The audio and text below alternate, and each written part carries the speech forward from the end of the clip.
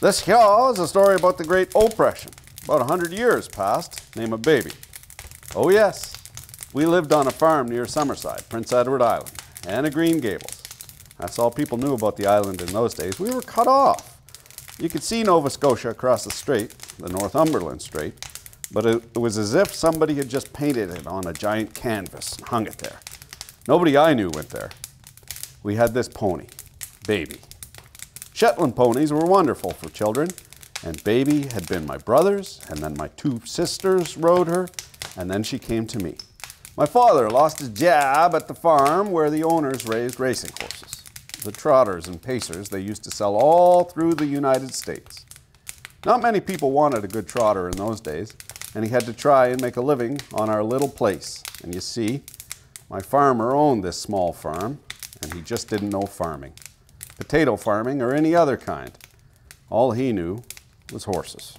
In the depths of the Dark Depression one winter, we practically lived on potatoes.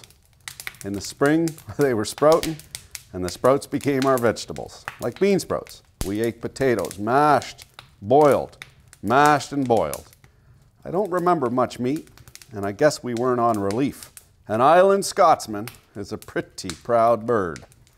The summer next, me mother sent me for a week with my auntie, her sister in Charlottetown, and I stayed the week, and when I went home on the old Toonerville trolley train they had in those days, my father met me at the station. On the way home, he told me that Baby had died. She'd got the bloat. They swell up horribly, and you have to puncture their stomach to get the gas out. They hadn't found her until it was too late. She'd been picked up by a truck from the Fox farm down the road. I cried. Naturally, I would cry, but on a farm, animals die, and I didn't feel that bad. I lost a dear friend. Oh yes, but that's the way it was.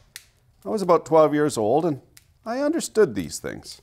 Now, the following summer, I went to the beach because my father had got his job back at the track, and my mother had sold a lot of hooked rugs to tourists, so they could send me to the beach to visit with my cousins.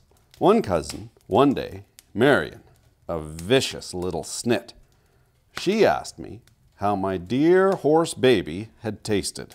Of course, she didn't come right out with it, but her brother said their father, my uncle, had come over from Kings County to our farm while I was away, and the other auntie and his uncle had butchered and killed my Baby.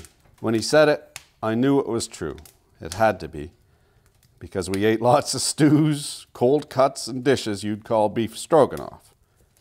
We seemed to have quite a bit of meat. It was Baby, my old pony, who we all loved, who we were eating. She hadn't gone to the Fox farm. She hadn't gotten the bloat. I never asked my father or my mother if it was true, but I knew it was. And if I did today, if they were alive, I know they would swear up and down on the Bible that it just wasn't true. But oh yes, yes, very much so, yes, I knew. There are some ways you just can't fool a child.